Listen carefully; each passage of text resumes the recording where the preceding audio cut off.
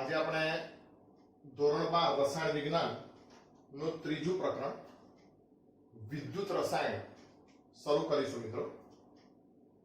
ખૂબ અગત્યનું પ્રકરણ છે આ પરીક્ષાની દ્રષ્ટિએ પણ। તમને આ પ્રકરણમાંથી 7 માર્કના પ્રશ્નો પૂછાશે બોર્ડની પરીક્ષામાં। એમાં 4 માર્કની એક થિયરી આવશે અને 3 એમસીક્યુ આવશે। અને બીજું કે નીટ અને જેડબલઈ માં પણ આનો એમસીક્યુ ફરજિયાત આવતો હોય છે। 11મા ધોરણમાં જે રેડોક્સ પ્રક્રિયા વાળું ચેપ્ટર હતું એ રેડોક્સ પ્રક્રિયા વાળા ચેપ્ટરની ઉપયોગિતાનો આ પાઠ છે એમ કહીએ તો પણ ચાલે। એટલે આ પાઠને જો બીજા કોઈ ચેપ્ટર સાથે લિંક કરવો હોય આપણે ધોરણ 11 અને 12 માં તો આને આપણે લિંક કોની સાથે કરીશું? ધોરણ 11 નું રેડોક્સ પ્રક્રિયા વાળું ચેપ્ટર જે છે એની સાથે આપણે આને લિંક કરીશું। બરાબર। હવે પ્રકરણનું ટાઇટલ છે વિદ્યુત રસાયણ। એક શબ્દ છે વિદ્યુત અને બીજું છે રસાયણ। તો વિદ્યુત રસાયણ એ રસાયણ વિજ્ઞાનની એક શાખા છે જેનું ઇંગ્લિશમાં નામ છે ઇલેક્ટ્રોકેમિસ્ટ્રી। તો આ શાખામાં શું કરવામાં આવે તો રાસાયણિક ઉર્જાનું વિદ્યુત ઉર્જામાં અને વિદ્યુત ઉર્જામાં જે રાસાયણિક ઉર્જામાં રૂપાંતરણો થતા હોય એ રૂપાંતરણોનો ઉપયોગ આપણે કઈ રીતે કરી શકીએ। પહેલી વાત તો એ કે વિદ્યુત ઉર્જાનું રાસાયણિક ઉર્જામાં અને રાસાયણિક ઉર્જાનું વિદ્યુત ઉર્જામાં રૂપાંતરણ આપણે કઈ રીતે કરી શકીએ અને એનો ઉપયોગ કઈ રીતે કરી શકીએ એ બધી વસ્તુનો અભ્યાસ કોની અંદર કરવામાં આવે તો વિદ્યુત રસાયણમાં કરવામાં આવે। તો એટલા માટે વિદ્યુત રસાયણ શું છે તો રાસાયણિક અને વિદ્યુત ઉર્જાના રૂપાંતરણોની અભ્યાસ કરતી રસાયણ વિજ્ઞાનની શાખા છે। તમને કોઈ પૂછે કે વિદ્યુત રસાયણની વ્યાખ્યા આપો તો શું કહેશું? રાસાયણિક અને વિદ્યુત ઉર્જાના રૂપાંતરણોનો અભ્યાસ કરતી રસાયણ વિજ્ઞાનની શાખાને શું કહેવાય? વિદ્યુત રસાયણ કહેવાય। મિત્રો આખું બ્રહ્માંડ એ ઉર્જાના રૂપાંતરણોનો ખેલ છે। બ્રહ્માંડની અંદર ચાલતું જીવન જે ટકી રહ્યું છે એ મિત્રો ઉર્જાના રૂપાંતરણોના કારણે ટકી રહ્યું છે। તમે ભૌતિક વિજ્ઞાનમાં ભણ્યા છો કે ઉર્જાનું સર્જન કે વિનાશ શક્ય નથી, માત્ર એનું એક અવસ્થામાંથી બીજી અવસ્થામાં રૂપાંતરણ થાય છે। તો મૂળભૂત રીતે ભૌતિક વિજ્ઞાનમાં તમે અમુક ચોક્કસ પ્રકારના ક્ષેત્રીય બળો ભણ્યા છો, જેમ કે ગુરુત્વાકર્ષણ બળ, વિદ્યુત ચુંબકીય બળ, સ્ટ્રોંગ ન્યુક્લિયર ફોર્સ અને વીક ન્યુક્લિયર ફોર્સ। બરાબર। એવા તમે જે બળો ભણ્યા છો તો એમાં એ બળોના ક્ષેત્રમાંથી આપણે ઉર્જા કેવી રીતે મેળવી શકીએ તો આખો ખેલ એક ક્ષેત્રની અંદર જે બિંદુઓ છે એના સ્થિતિમાનનો તફાવત ઉત્પન્ન કરી અને ઉર્જા મેળવવાનો આખો ખેલ છે મિત્રો। જેમ કે એક સાદું ઉદાહરણ આપું કે આપણે અત્યારે હું અહીંયા તમને ભણાવું છું, તમે બેઠા છો તો ક્યાં બેઠા છીએ? ગુરુત્વીય ક્ષેત્રમાં બેઠા છીએ, કારણ કે ગુરુત્વાકર્ષણ બળ આપણી ઉપર લાગુ પડે છે। જેમ કે આ પેન છે એ અહીંયા મેં હાથમાં મૂકી છે તો આ પેનની સ્થિતિ ઉર્જા હું કહી દઈશ U1 બરાબર mgh1। હવે આ પેનને ધક્કો મારું છું ઉપર તરફ એટલે મારે ગુરુત્વાકર્ષણ બળ નીચે તરફ લાગે છે તો બળની વિરુદ્ધ શું કરવું પડે? કાર્ય કરવું પડે। તો કાર્ય કરીને આ પેનને હું અહીંથી ક્યાં મૂકી દઉં છું? અહીંયા મૂકી દઉં છું। તો હવે એની સ્થિતિ ઉર્જા શું થઈ ગઈ? U2 બરાબર mgh2। તો અહીંયા મેં શું ઉત્પન્ન કર્યું કહેવાય? હાઈટનો તફાવત ઉત્પન્ન કર્યો ને। તો હાઈટના તફાવતથી મેં શું કર્યું? સ્થિતિમાનનો તફાવત ઉત્પન્ન કર્યો, ગુરુત્વીય સ્થિતિમાન। સ્થિતિમાન મતલબ સ્થિતિ એટલે એનું જે સ્થિતિ છે, સ્થાન છે એ, અને માન એટલે મૂલ્ય। તો સ્થિતિ આધારિત મૂલ્યને શું કહેવાય? સ્થિતિમાન કહેવાય। તો હવે પેન મેં અહીંયાથી અહીંયા મૂકી છે તો હવે હું પેનને છોડી દઈશ તો આવી રીતે મને શું મળશે? પેનનો પ્રવાહ મળશે। ખ્યાલ આવે છે ને? તો પેનનો પ્રવાહ મને ક્યારે મળ્યો? જ્યારે મેં અહીંયા કને શક્તિ આપી, કાર્ય કરી અને અહીંયા પેનને મૂકી, પછી મેં એને છોડી તો મને પેનનો પ્રવાહ કેવો? આપમેળે મળે। તો મિત્રો બળની દિશામાં કાર્ય આપમેળે થાય અને બળની વિરુદ્ધ દિશામાં આપણે કાર્ય કરવું પડે। ભૌતિક વિજ્ઞાનનો આ બેઝિક સિદ્ધાંત। તો હવે એ જ વસ્તુને આપણે ક્યાં લઈ જઈએ? આ વિદ્યુત રસાયણની અંદર લઈ જઈએ। વિદ્યુત રસાયણની અંદર પણ આપણે શું કરશું? કે રાસાયણિક રીતે અમુક પ્રક્રિયા જે છે એ આપમેળે થતી હશે, જેમ કે આ પેન ઉપરથી નીચે આવી, તો એ આપમેળે થતી પ્રક્રિયા, જે પ્રક્રિયા રાસાયણિક રીતે આપમેળે થાય છે, એ આપમેળે થતી પ્રક્રિયામાંથી આપણે શું મેળવીશું? વિદ્યુત ઉર્જા મેળવીશું. અને એ જ વિદ્યુત ઉર્જાનો ઉપયોગ શેના માટે કરીશું? તો જે પ્રક્રિયા આપમેળે થતી નથી એને કરાવવા માટે આપણે એ જ વિદ્યુત ઉર્જાનો શું કરીશું? ઉપયોગ કરીશું. તો વિદ્યુત રસાયણનો હેતુ શું? તો આપમેળે થતી રાસાયણિક પ્રક્રિયામાંથી વિદ્યુત ઉર્જા મેળવવી. જેમ કે બેટરી, ઘડિયાળની અંદર આપણે સેલ નાખીએ છીએ, શું કહો કોશિશ છે બેટરી છે, એમાં શું થાય છે? રાસાયણિક પ્રક્રિયા આપમેળે થાય છે અને એનાથી આપણને શું મળે છે? વિદ્યુત ઉર્જા. એનાથી ઘડિયાળ ચાલે છે. જેમ કે મોબાઈલની બેટરી, ગાડીની બેટરી, તો મોબાઈલની અંદર રાસાયણિક પ્રક્રિયામાંથી આપણને શું મળે છે? બેટરી વિદ્યુત ઉર્જા આપે છે અને આપણો મોબાઈલ જે છે એ કામ કરાવવા માટે એનો આપણે ઉપયોગ કરીએ છીએ. તો આપમેળે થતી રાસાયણિક પ્રક્રિયામાંથી વિદ્યુત ઉર્જા મેળવવી, નંબર 1. અને બીજું, આ વિદ્યુત ઉર્જાનો ઉપયોગ સ્વયંસ્ફુરિત ના હોય. અહીંયા મેં ચોપડીનો શબ્દ સ્વયંસ્ફુરિત રાખ્યો અને અહીંયા મેં દેશી શબ્દ રાખ્યો. સ્વયંસ્ફુરિત એટલે આપમેળે થતી પ્રક્રિયા. સ્વયંસ્ફુરિત, પોતાની જાતે અથવા સ્વયંભૂ, બરાબર? તો આ વિદ્યુત ઉર્જાનો ઉપયોગ સ્વયંસ્ફુરિત ના હોય તેવી પ્રક્રિયા માટે, તેવી પ્રક્રિયા કરાવવા કરવું. તો આ વિદ્યુત રસાયણ એ બે પ્રકારના રૂપાંતરણોનો અભ્યાસ છે. એક તો રાસાયણિક ઉર્જાનું વિદ્યુત ઉર્જામાં રૂપાંતરણ અને બીજું વિદ્યુત ઉર્જાનું રાસાયણિક ઉર્જામાં રૂપાંતરણ. આ બંને રૂપાંતરણો જે જગ્યાએ થાય છે એ સાધન એક છે વિદ્યુત રાસાયણિક કોષ અને બીજું એવું સાધન છે વિદ્યુત વિભાજન કોષ. આ બંને ઉપકરણો છે કે જે આ રૂપાંતરણોને શક્ય બનાવે છે. તો એટલા માટે પાઠની શરૂઆત કરીએ એ પહેલા આપણે આ બંને કોષ વિશે ભણવું જરૂરી છે. આ બંને કોષ વિશે આપણે ભણવું જરૂરી છે કે સામાન્ય માહિતી આ બંને કોષની આપી દઉં, પછી આપણે પ્રકરણની અંદર આપણે શરૂઆત કરીએ. તો જુઓ, શું વાત કરી મેં કે આ વિદ્યુત રસાયણમાં આપણે શું કરીશું? તો જે રાસાયણિક પ્રક્રિયા આપમેળે થાય છે તેમાંથી વિદ્યુત મેળવીશું. અને બીજું કે વિદ્યુતનું કરીશું શું? કે જે પ્રક્રિયા આપમેળે થતી નથી, જે પ્રક્રિયા આપમેળે થતી નથી એ પ્રક્રિયા કરવા માટે આપણે વિદ્યુતનો ઉપયોગ કરીશું. પાણી ઉપરથી નીચે આપમેળે પડે છે, પણ નીચેથી ઉપર તો મોટર લગાડવી પડે ને. તો મોટર લગાડીએ, વિદ્યુતનો ઉપયોગ આપણે શું કર્યો? નીચેથી ઉપર પાણી લઈ જવા માટે કર્યો, બરાબર? તો હવે રાસાયણિક ઉર્જાનું જે વિદ્યુત ઉર્જામાં રૂપાંતરણ કરે એને શું કહેવાય? વિદ્યુત રાસાયણિક કોષ. વિદ્યુત રાસાયણિક શું કરશે? રાસાયણિક ઉર્જાનું વિદ્યુત ઉર્જામાં રૂપાંતર કરશે. એટલે મેં લખ્યું રાવી, આપણી નર્મદા નદી, રાવી. પછી વિદ્યુત ઉર્જાનું વિદ્યુત વિભાજન કોષ શું કરશે? તો વીરા કરશે. મતલબ વિદ્યુત ઉર્જાનું શેમાં રૂપાંતરણ કરશે? રાસાયણિક ઉર્જામાં રૂપાંતરણ કરશે. તો રાસાયણિક ઉર્જાનું વિદ્યુત ઉર્જામાં રૂપાંતરણ કરતા કોષને આપણે વિદ્યુત રાસાયણિક કોષ કહેશું અને વિદ્યુત ઉર્જાનું રાસાયણિક ઉર્જામાં રૂપાંતરણ કરતા કોષને આપણે વિદ્યુત વિભાજન કોષ કહેશું. હવે સમજો, આ બંને કોષની અંદર અમે કાચનું પાત્ર, આપેલા આને સમજીએ. અમે કાચના પાત્ર લીધા છે, અહીંયા પણ આ કાચનું પાત્ર લીધું છે.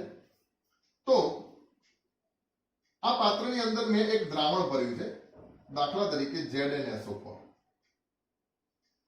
આને કહેવાય વિદ્યુત વિભાજ્યનું દ્રાવણ.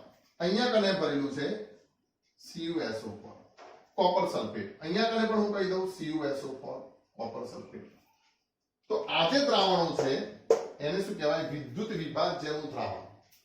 વિદ્યુત વિભાજ્યનું દ્રાવણ, એના માટે આપણે એક શબ્દ શું વાપરીશું? ઇલેક્ટ્રોલાઇટ. શબ્દો ધ્યાન રાખજો હો.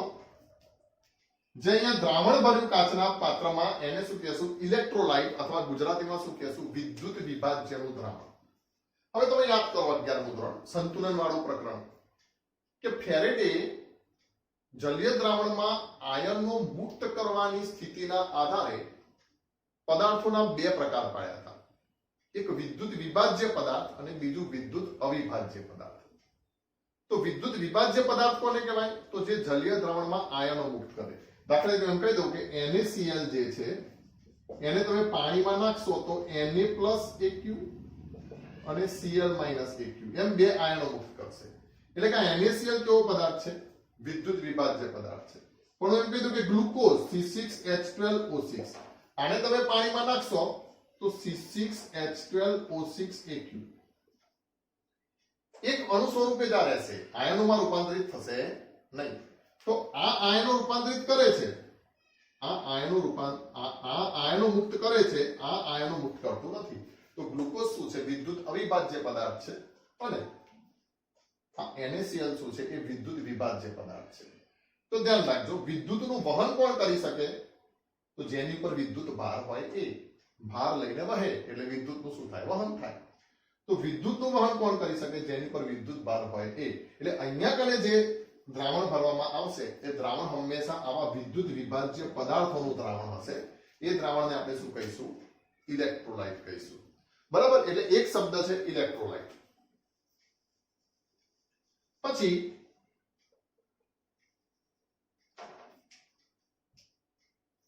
આ ઇલેક્ટ્રોલાઇટના પાત્રમાં હું એક સળિયો ડુબાડું છું.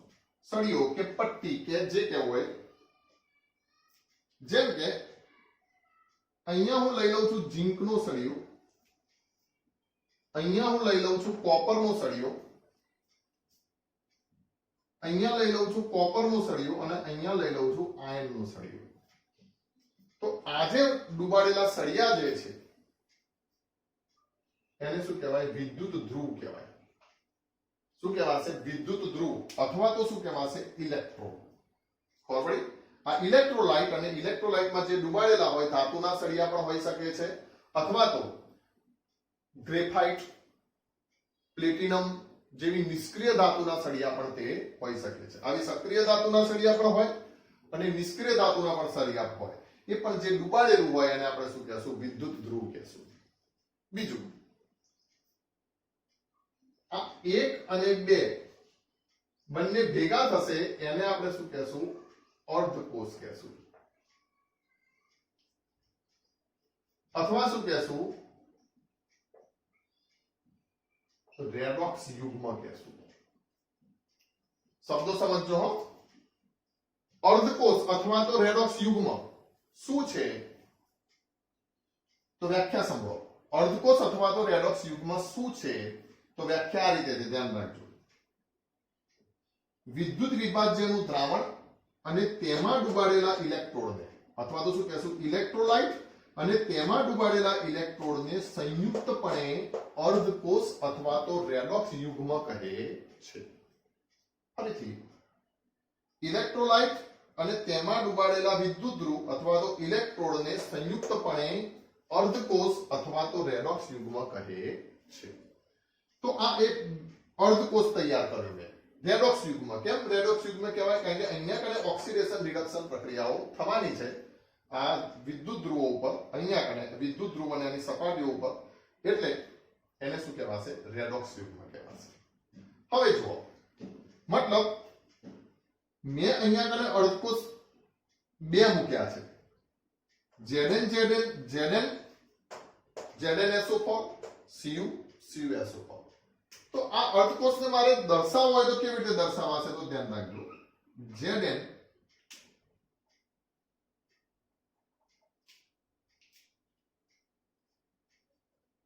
solid oblique Zn+2 Aq. મતલબ Zn+2 Aq નું દ્રાવણ છે. આ SO4- તો શું હશે? પ્રેક્ષક આયનો હશે. એટલે અહીંયા આ Zn+2 નું દ્રાવણ, આ દ્રાવણ ZnSO4 ની જગ્યાએ તમે ZnCl2, ZnNO3 twice, CuCl2, CuNO3 twice વગેરે લઈ શકો. પણ આ કોમન છે એ રાખવા પડે. બરાબર? તો હવે Zn/Zn+2 મતલબ ઇલેક્ટ્રોડને ઓબ્લિક આની અંદર ડુબાડ્યો. તો આજે બને શું બને? અર્ધકોષ બન્યો. એ જ રીતે Cu/Cu+2 આને શું કહેવાય? અર્ધકોષ. હવે આ બે અર્ધકોષ મેં મૂકી દીધા. એકલો અર્ધકોષ વિદ્યુતનું વહન કરતો નથી. જેમ કે સમજો, પેનને મેં અહીંયા મૂકી ગુરુત્વ સ્થિતિમાનમાં, તો આ પેનમાંથી આપણે શું ઉર્જા મેળવી શકીએ? ના મેળવી શકીએ. આ પેનમાંથી ઉર્જા ના મળે. મારે શું કરવું પડે, આ પેનને ઉપર અહીંયા લઈને મૂકવી પડે, મતલબ સ્થિતિમાનનો તફાવત ઉત્પન્ન કરવો પડે, પછી આમ ફેંકવી પડે, તો મને શું મળશે, પ્રવાહ મળશે. ખબર પડી? તો વિદ્યુતનો પ્રવાહ ઉત્પન્ન કરવા માટે મેં આ પેનની બે સ્થિતિ નક્કી કરી નાખી, એક અહીંયા એટલે આ અને એક અહીંયા એટલે આ. હવે હું જેવો આ બંનેને જોડી દઈશ, હવે હું જેવો આ બંનેને જોડી દઈશ, આ ગેલ્વેનોમીટર છે G,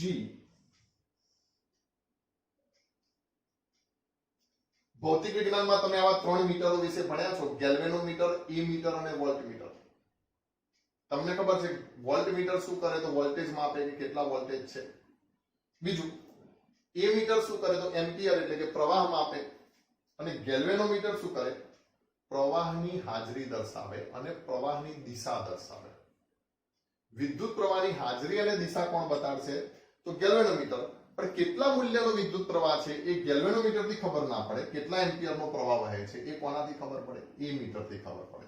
બરાબર, એ તમે જાણો છો. તો હવે જુઓ, જેવો હું અહીંયા કને મૂકી દઈશ, આ બંનેને જેવો જોડી દઈશ, તો મને અહીંથી ગેલ્વેનોમીટરની સોય જે અહીંયા સ્થિર હતી, આમ ઊભી હતી, હવે મને એમાં પ્રવાહનું વહન થતું જોવા મળશે આ દિશામાં. વિદ્યુત પ્રવાહનું વહન થતું જોવા મળશે. હવે સમજો, ગેલ્વેનોમીટરની સોય આ દિશામાં બતાડે છે, તો વિદ્યુત પ્રવાહ કઈ બાજુ વહે છે, આ દિશામાં.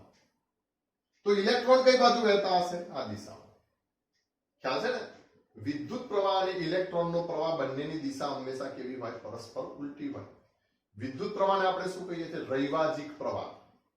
શબ્દ સમજો, રૈવાજિક, જે જૂના રિવાજથી ચાલતો આવે છે એ.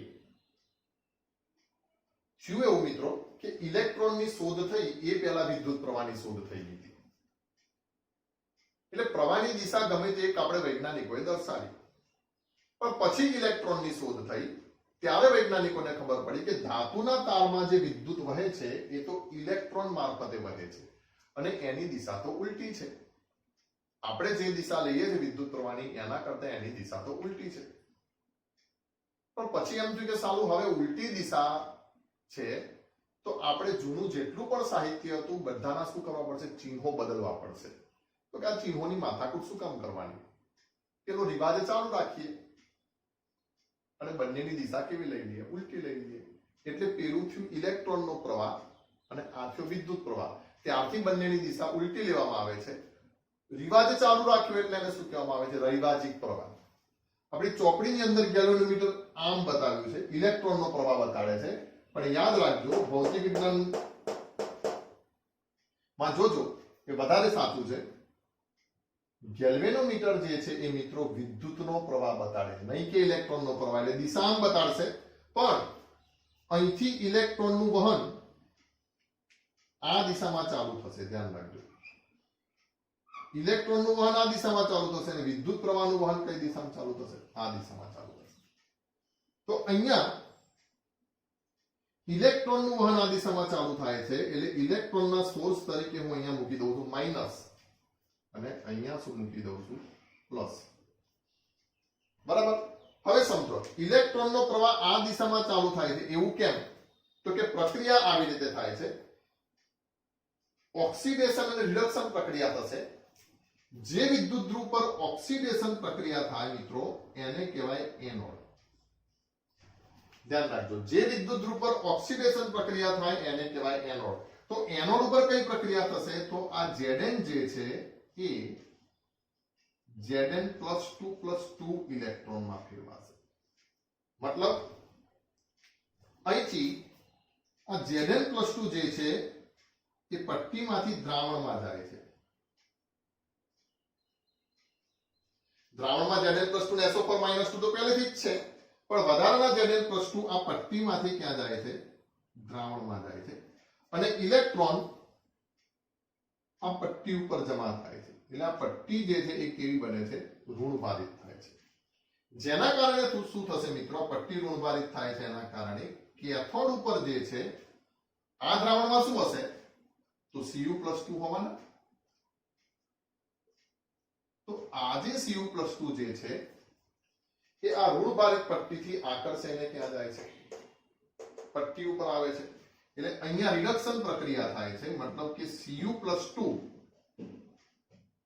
AQ વત્તા 2 ઇલેક્ટ્રોન gives શું થયું? Cu. અત્યારે હું AQ ને એવું બધું લખતો નથી, પ્લસ Cu. તો કુલ પ્રક્રિયા શું થશે?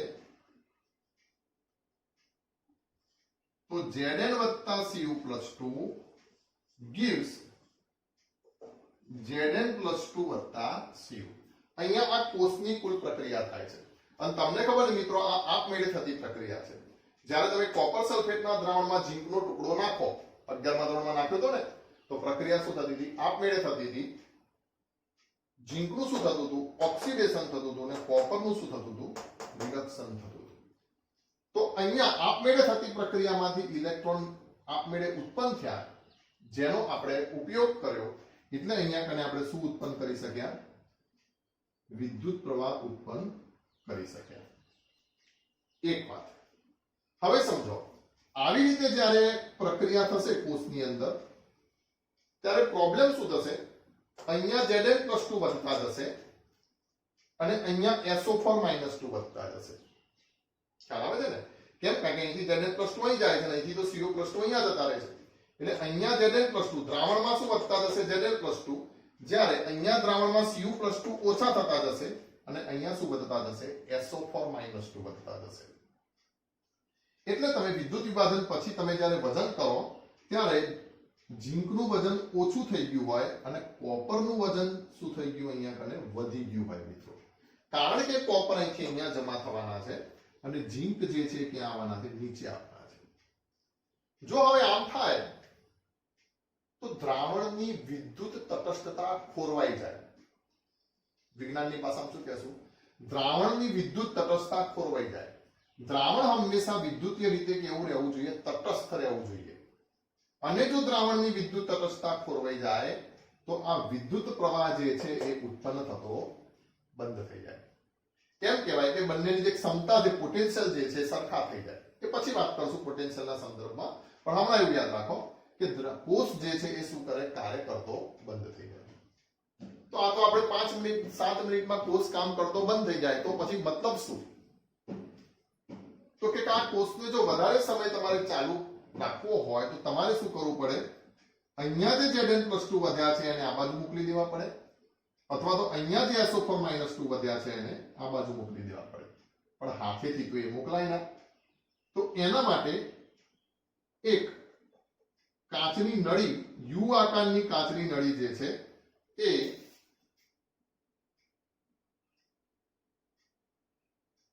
મૂકવામાં આવે છે,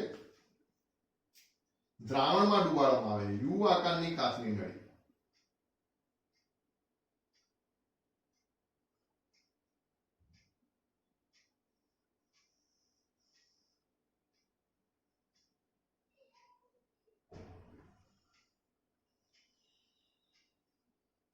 આ યુ આકારની કાચની નળી મેં અહીંયા કને ડુબાડી. આજે મિત્રો યુ આકારની કાચની નળી જે છે એને કહેવાય છે ક્ષારક સેતુ.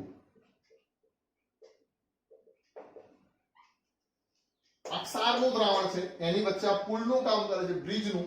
એટલે એને શું કહેવાય? ક્ષાર સેતુ. અને ઇંગ્લિશમાં શું કહેવાય? Salt bridge. હવે ધ્યાન રાખજો, નળી ખાલી નથી હોતી. એની અંદર KNO3, NaNO3, KCl, NH4Cl એવા બધા દ્રાવણ ભરવામાં આવે છે. જેમ કે મેં અહીંયા કને આને દ્રાવણ ભરવાનું, અને આ જગ્યા જે છે એને રૂથી ફિટ કરી દેવામાં આવે છે, અથવા તો ડાયાફ્રામ પણ કહેવાય. એ ડાયાફ્રામ લગાડી અને આને ફિટ કરી દેવામાં આવે છે. મતલબ સમજો, આ દ્રાવણ અંદર અવર જવર કરી શકે છે. એક અર્ધપારગમ ને પડદા જેવું હોય છે, આપણે બીજા પાઠમાં ભણ્યા ને કે અહીંયા કને આયનો જે છે વહન કરી શકે છે. તો હવે આના મારફતે શું થશે? આ આયનો અહીંથી અહીંયા જઈ શકશે અને દ્રાવણની વિદ્યુત તટસ્થતા જળવાઈ રહેશે. બરાબર? તો જુઓ, આ અર્ધકોષ હતો. અર્ધકોષને જોડવાથી શું રચાય? તો આ નંબર 3 હતો ને, હવે નંબર 4 અર્ધકોષને જોડવાથી શું રચાય? પૂર્ણ કોષ રચાય. બે અર્ધકોષને જોડવાથી આખો વિદ્યુત કોષ તૈયાર થઈ જશે, એટલે આપણે એને શું કહેશું? પૂર્ણ કોષ કહેશું. હવે પૂર્ણ કોષ રચાઈ ગયો, વિદ્યુતનું વહન ચાલુ થઈ ગયું, તો આ ક્ષાર સેતુ શું છે? તો નંબર 5 ક્ષાર સેતુ અથવા તો સોલ્ટ બ્રિજ. તો શું કહેશું? વિદ્યુત રાસાયણિક કોષમાં ડુબાડવામાં આવેલ યુ આકારની કાચની નળી ને ક્ષાર સેતુ કહે છે. વિદ્યુત રાસાયણિક કોષમાં દ્રાવણમાં ડુબાડેલી યુ આકારની કાચની નળીને ક્ષાર સેતુ કહે છે. ક્ષાર સેતુમાં KNO3, NaNO3, NH4NO3, NH4Cl, KCl વગેરે જેવું દ્રાવણ જે છે એ ભરવામાં આવે છે. પણ આ દ્રાવણ અગર અગર અથવા તો જિલેટિનમાં બનાવેલું હોય છે કે જેથી આયનીય વહનશીલતા શું થઈ શકે? વધી શકે. આયનોની વહનશીલતા વધારવા માટે આ દ્રાવણ શેમાં બનાવવામાં આવે? તો અગર અગર અથવા તો જિલેટિનની અંદર આ દ્રાવણ બનાવી અને આની અંદર ભરવામાં આવે છે, જેથી અહીંયા શું થાય છે? આયનોનું વહન થાય છે. બરાબર. તો હવે આ આખો વિદ્યુત કોષ તમારા નજર સમક્ષ છે, વિદ્યુત રાસાયણિક કોષ. બીજું અહીંયા કને હું નંબર 6 ક્ષાર સેતુ, તમને ખબર પડી કે આ ક્ષાર સેતુ શું છે. બરાબર. ઇલેક્ટ્રોડ શું છે? ઇલેક્ટ્રોલાઇટ શું છે? આ ક્ષાર સેતુ શું છે? ક્ષાર સેતુની અંદર શું ભરવામાં આવે? આ થઈ ગયા, આ બંને ભેગા થઈને શું થઈ ગયા? અર્ધકોષ થઈ ગયા. તો મોટા ભાગના શબ્દો જે છે એ અહીંયા કાન તમે મૂકી દીધા. બીજું વિદ્યુત રાસાયણિક કોષમાં જેની પર ઓક્સિડેશન પ્રક્રિયા થાય છે એને શું કહેવાય? એનોડ. અને જેની પર રિડક્શન પ્રક્રિયા થાય છે એને શું કહેવાય? કેથોડ. છઠ્ઠા એક બે પદો છે, હજી એક બે પદો છે પણ હમણાં એને હું કેન્સલ રાખું છું. તો આ જે છે સાદી ભાષામાં સમજો શું છે? આપણો વિદ્યુત રાસાયણિક કોષ, જેને શું કર્યું? રાસાયણિક ઉર્જાનું વિદ્યુત ઉર્જામાં રૂપાંતરણ કર્યું. હવે જોઈએ વિદ્યુત વિભાજન કોષ, કે જે વિદ્યુત ઉર્જાનું શેમાં રૂપાંતરણ કરશે? રાસાયણિક ઉર્જામાં રૂપાંતરણ કરશે. જેમ કે તમે 10મા ધોરણમાં મિત્રો ભણ્યા હતા કે લોખંડની ચમચી ઉપર કોપરનો ઢોળ ચડાવો, તો એ ઢોળ ચડાવવાની જે પ્રક્રિયા છે, ઇલેક્ટ્રોપ્લેટિંગની પ્રક્રિયા, પ્લેટિંગ કરવું, ઢોળ ચડાવવાની જે પ્રક્રિયા છે એ કયા કોષની અંદર થાય? વિદ્યુત વિભાજન કોષમાં થાય. પછી છઠ્ઠા પાઠની અંદર આપણે અશુદ્ધ ધાતુનું શુદ્ધિકરણ ભણ્યા. જેમ કે અશુદ્ધ કોપરમાંથી શુદ્ધ કોપર મેળવ્યું, તો અશુદ્ધ કોપરને એનોડ તરીકે, શુદ્ધ કોપરને કેથોડ તરીકે રાખતા અને એવી રીતે આપણે કોપરનું શુદ્ધિકરણ કરતા. પછી હોલ હેરોલ્ડ પદ્ધતિ ભણ્યા, એલ્યુમિનિયમ મેળવવાની. તો એ બધા જે કોષો છે મિત્રો, કયા કોષ છે? વિદ્યુત વિભાજન કોષ છે, જે વિદ્યુત ઉર્જાનું રાસાયણિક ઉર્જામાં રૂપાંતરણ કરે છે. હવે સમજો, મારે લોખંડની ચમચી ઉપર કોપરનો ઢોળ ચડાવવો છે, પણ આ પ્રક્રિયા આપમેળે થતી નથી. એટલે હું એને બાહ્ય વોલ્ટેજ આપીશ, મતલબ બહારથી બેટરી કે ગમે તે કંઈક લગાવીશ. આ બેટરીનો સંકેત છે. બેટરીમાં જે મોટી લીટી હોય એને આપણે પ્લસ કહીશું અને નાની લીટી હોય એને આપણે માઇનસ કહીશું. જે બેટરીના ધન ધ્રુવ સાથે જોડેલો છે એને કહેવાય છે મિત્રો એનોડ. આ સીયુ શું છે? એનોડ છે. અને જે બેટરીના ઋણ ધ્રુવ સાથે જોડેલો છે એને કહેવાય છે કેથોડ. સમજો, વિદ્યુત રાસાયણિક કોષમાં પણ એનોડ અને કેથોડ હોય, વિદ્યુત વિભાજન કોષમાં પણ શું હોય? એનોડ અને કેથોડ હોય. પણ બંનેના એનોડ અને કેથોડની વ્યાખ્યામાં શું તફાવત? અહીં આપમેળે રેડોક્સ પ્રક્રિયા થાય છે, જ્યારે અહીં રેડોક્સ પ્રક્રિયા કરાવવી પડે છે. ફરીથી, અહીં આપમેળે રેડોક્સ પ્રક્રિયા થાય છે, જ્યારે અહીંયા વિદ્યુત વિભાજન કોષમાં રેડોક્સ પ્રક્રિયા કરાવવી પડે છે. તો અહીંયા વ્યાખ્યા સમજો. વિદ્યુત રાસાયણિક કોષમાં જે વિદ્યુત ધ્રુવ પર ઓક્સિડેશન પ્રક્રિયા આપમેળે થતી હોય એને એનોડ કહે છે, અને જે વિદ્યુત ધ્રુવ પર રિડક્શન પ્રક્રિયા આપમેળે થતી હોય એને કેથોડ કહે છે. લખી લેજો આ બધું. બીજું, અહીંયા એનોડ કેથોડની વ્યાખ્યા શું? ઓક્સિડેશન પ્રક્રિયા કરાવવા માટે અહીંયા કને થાય છે, અહીંયા ઓક્સિડેશન પ્રક્રિયા કરાવવા માટે જેને બેટરીના ધન ધ્રુવ સાથે જોડવામાં આવે છે એને એનોડ કહે છે. રિડક્શન પ્રક્રિયા કરાવવા માટે જેને બેટરીના ઋણ ધ્રુવ સાથે જોડવામાં આવે છે એને કેથોડ કહે છે. તો અહીંયા બેટરીના ધન ધ્રુવ સાથે જોડાય એ એનોડ અને બેટરીના ઋણ ધ્રુવ સાથે જોડાય એ શું બનશે? કેથોડ બનશે. એટલે ખાસ યાદ રાખજો, બંનેમાં સિમ્બોલ બદલાઈ જશે, એનોડ અને કેથોડ. પ્રક્રિયા તો સેમ જ થાય, એનોડ ઉપર ઓક્સિડેશન અને કેથોડ પર રિડક્શન, પણ સિમ્બોલ બદલાઈ જશે. વિદ્યુત રાસાયણિક કોષમાં એનોડ કેવો હોય? ઋણ વીજભારિત હોય, જ્યારે વિદ્યુત વિભાજન કોષમાં એનોડ કેવો હોય? ધન વીજભારિત હોય. એ જ રીતે વિદ્યુત રાસાયણિક કોષમાં કેથોડ કેવો હોય? તો ધન વીજભારિત હોય, અને વિદ્યુત વિભાજન કોષમાં કેથોડ કેવો હોય? તો ઋણ વીજભારિત. તમે હવે ઘડિયાળમાં પાવર નાખો ને સેલ, એટલે તમે જોજો જે ઝીંકનું પાત્ર છે, આખું પાત્ર, એને તમે પાછળ પેલી સ્પ્રિંગ બાજુ નાખો છો, એ શું બનશે? કેથોડ બનશે. ત્યાં કને પ્લસ લખેલું હશે, અને જ્યાં પેલી ઉપરની કેપ અડાડો છો તમે, ઝીંકનું પાત્ર એનોડ છે, ત્યાં કને માઇનસ બનશે. ઝીંકનું પાત્ર જે છે, પાવરનો પાછલો ભાગ, એ માઇનસ બનશે, અને ઉપરનો ગ્રેફાઇટ વાળો ભાગ જે છે એ કેવું બનશે? પ્લસ બનશે. જ્યારે વિદ્યુત વિભાજન કોષમાં કેવું હોય? આના કરતા ઉલટું હોય. હવે અહીંયા શું થશે તો સમજો. મેં બેટરી જોડી, તો એનોડ ઉપર અહીંયા કને કઈ પ્રક્રિયા થશે? ઓક્સિડેશન પ્રક્રિયા થવાની છે. તો અહીંયા એનોડ કોણ છે? કોપર. તો કોપર જે છે એ શું આપશે? Cu+2+2 electron. અહીંયા કને કોણ છે? તો અહીંયા કને Cu+2 જ છે, બરાબર, આ દ્રાવણની અંદર. હવે શું થશે? અહીંથી આ Cu+2 અંદર જશે, અને ઇલેક્ટ્રોન જે છે એ અહીંયા પટ્ટી ઋણ વીજભારિત થશે. પ્રક્રિયા એને જ, પણ અહીંયા થાય છે અને અહીંયા કરવામાં આવે છે. તો આ ઋણ વીજભાર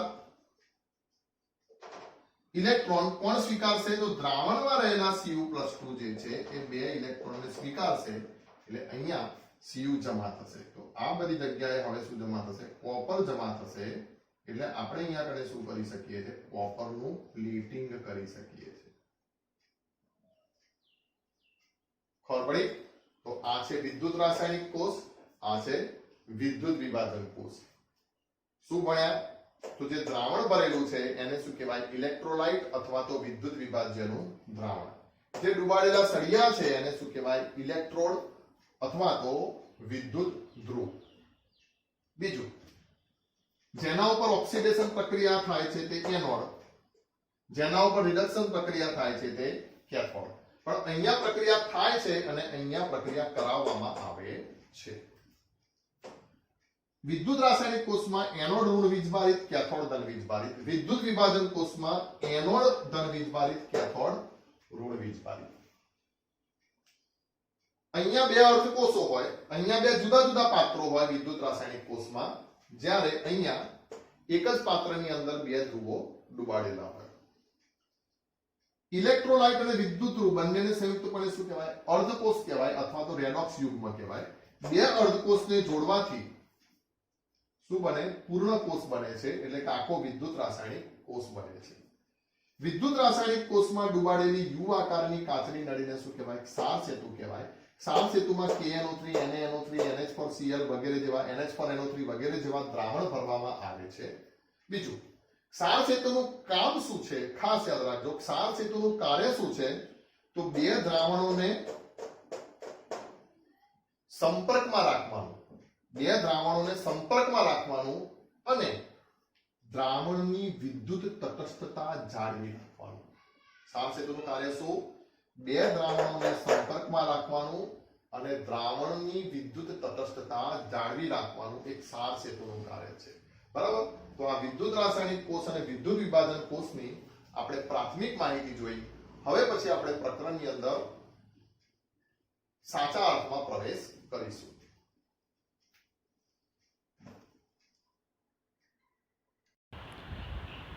જુઓ, વિદ્યુત રાસાયણિક કોષને લગતો એક પ્રશ્ન આપેલો છે. એમ કહે છે કે જે ગેલ્વેનિક કોષમાં પ્રક્રિયા Zn+2Ag+ gives Zn + 2 + 2Ag થતી હોય તેની આકૃતિ દોરો અને દર્શાવો કે એમ કરીને 3 પ્રશ્નો એ લોકોએ આપણને પૂછેલા છે. તો જોજો હવે પ્રક્રિયા જુઓ. Zn 2Ag + Zn + 2 અને 2Ag. તો હવે પહેલાં મને એમ કહી દો કે અહીંયા કને ઓક્સિડેશન કોનું થાય છે. તો તમે તરત જ કહેશો કે Znનો ઓક્સિડેશન આંક 0માંથી કેટલો થાય છે? Zn + 2 થાય છે. તો ઓક્સિડેશન કોનું થાય છે? Znનું થાય છે. એ જ રીતે રિડક્શન કોનું થાય છે? તો Ag જે છે એનું શું થાય છે? રિડક્શન થાય છે. ખબર પડી? તો હવે જ્યારે પણ આપણે આકૃતિ દોરીએ તો એ વાત આપણે ખાસ ધ્યાનમાં રાખશું કે જેનું રિડક્શન થાય છે એ આપણે કઈ બાજુ લખવાનું છે? જમણી બાજુ લખવાનું છે. એટલે આ એજીને આપણે કેથોડ તરીકે લેશું અને Zn જે છે એને એનોડ તરીકે લેશું. બરાબર. Zn ઉપર અહીંયા કને ઋણ વીજભાર મૂકી દીધો, એજી ઉપર પ્લસ વીજભાર. કારણ કે વિદ્યુત રાસાયણિક કોષમાં શું છે? તો જે ધન વીજભારિત હશે એ કેથોડ હશે અને ઋણ વીજભારિત હશે એનોડ હશે. આ ક્ષાર સેતુ કોષ તમે જોઈ શકો છો. બરાબર. હવે અહીંયા કને પ્રશ્ન પૂછ્યો છે કે કયો વિદ્યુત ધ્રુવ ઋણ વીજભારિત છે? તો તમે તરત જ કહેશો કે જેનું ઓક્સિડેશન થતું એ ઋણ વીજભારિત થાય. તો કયો વિદ્યુત ધ્રુવ? એનોડ. એટલે કે આ Zn જે છે એ કેવો છે મિત્રો? ઋણ વીજભારિત છે. પછી બીજો પ્રશ્ન જુઓ.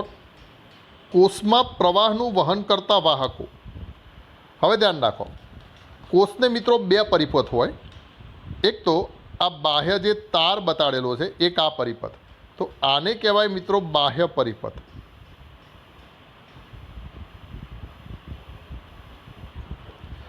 બાહ્ય પરિપથમાં ઇલેક્ટ્રોનનું વહન કોના દ્વારા થાય? તો યાદ રાખી લેવાનું, વિદ્યુતીય તાર મારફતે ઇલેક્ટ્રોન દ્વારા શું થાય? વિદ્યુતનું વહન થાય. બરાબર. તો સમજો આ બાહ્ય પરિપથ છે. તો અહીંયા અને બીજું આ જે ક્ષાર સેતુ જે છે એને કહેવાય મિત્રો આંતરિક પરિપથ. ધ્યાન રાખજો, આંતરિક પરિપથ. એવું નહીં કે ક્ષાર સેતુ, પણ આ તાર સિવાયનું જેટલું આ બધું જે છે એ બધાને આપણે શું કહેશું? આંતરિક પરિપથો. કે જ્યાં વિદ્યુત પ્રવાહનું વહન કોના દ્વારા થાય છે? આયનો દ્વારા થાય છે.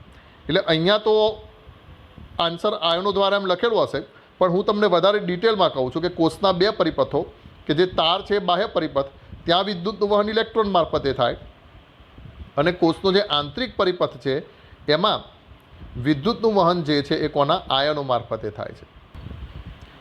ત્રીજો પ્રશ્ન છે દરેક વિદ્યુત ધ્રુવ પર થતી વ્યક્તિગત પ્રક્રિયા લખો, એવું કહે છે. તો સમજો વ્યક્તિગત પ્રક્રિયા એટલે Znનું ઓક્સિડેશન થતું હતું. તો એનોડ ઉપર શું લખાશે?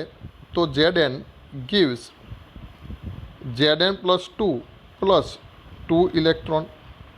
અને કેથોડ ઉપર શું થાય છે? તો રિડક્શન થાય છે. તો 2Ag જે છે એ પ્લસ, જો અહીંયા 2 એટલા માટે સંતુલિત કર્યા કારણ કે અહીંયા એક ઓક્સિડેશન આંક છે એટલે ગુણ્યા 2 કરી નાખ્યા, વત્તા 2 ઇલેક્ટ્રોન ગીવ્સ શું થશે? 2Ag થશે. તો આ શું કહેવાય? દરેક કોષ ઉપર થતી વ્યક્તિગત પ્રક્રિયા. હવે અહીંયા કને હું આન્સર બતાવી દઉં એટલે તમને ખ્યાલ આવે. તો જુઓ, પહેલાં કીધું Zn શું છે? તો ઋણ વીજભારિત છે. પછી બીજા પ્રશ્નમાં કે કોષમાં વિદ્યુતનું વહન. તો કોષમાં વિદ્યુત પ્રવાહનું આંતરિક પથમાં Zn + 2ના દ્રાવણમાંથી ક્ષાર સેતુમાંથી Agમાં થઈ વીજ તારમાં થઈ બાહ્ય પથમાં Zn તરફ હોય છે. બાહ્ય પરિપથમાં ઇલેક્ટ્રોન અને આંતરિક પથમાં આયનોના વહનની વિરુદ્ધ પ્રવાહ વહે છે. આવું બધું આપણે નહીં કહેવાનું. આપણે શું કહેવાનું? કોષમાં વિદ્યુત પ્રવાહનું વહન કોના દ્વારા થાય છે? તો આપણે શું કહેશું? આંતરિક પરિપથમાં આયનો દ્વારા થાય છે અને બાહ્ય પરિપથમાં કોના દ્વારા થાય છે? ઇલેક્ટ્રોન દ્વારા થાય છે. બીજું પછી વ્યક્તિગત પ્રક્રિયા, એ તો આપણે કહી દીધી કે આ ઓક્સિડેશન પ્રક્રિયા છે અને આ જે છે એ કઈ પ્રક્રિયા થશે? રિડક્શન પ્રક્રિયા થશે. સંતુલિત કરવી હોય તો અહીંયા આપણે શું લખી શકીએ? 2Ag લખી શકીએ ને અહીંયા ઇલેક્ટ્રોને પણ કેટલા કરી શકીએ? 2 કરી શકીએ. બરાબર. બીજા કેટલાક પ્રશ્નો હું તમને પૂછી લઉં. બીજા કેટલાક પ્રશ્નો, જેમ કે તમને એમ પૂછવામાં આવે કે અહીં ઇલેક્ટ્રોનનું વહન કઈ દિશામાં થાય છે? પ્રશ્ન શું? ઇલેક્ટ્રોનનું વહન કઈ દિશામાં થાય છે? તો તમે શું કહેશો? Zn થી Ag તરફ થાય છે.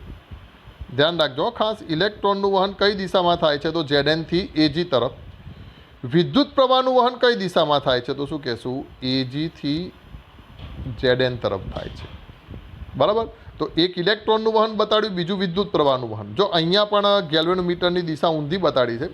ગેલ્વેનોમીટર હંમેશા કોની દિશા બતાવે? વિદ્યુત પ્રવાહની દિશા બતાવશે. એટલે ઇલેક્ટ્રોનની દિશા કરતાં ગેલ્વેનોમીટરની દિશા આપણે કેવી રાખીશું? ઊંધી રાખીશું.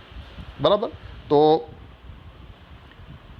આવી રીતે આજે આપણે શું શીખ્યા?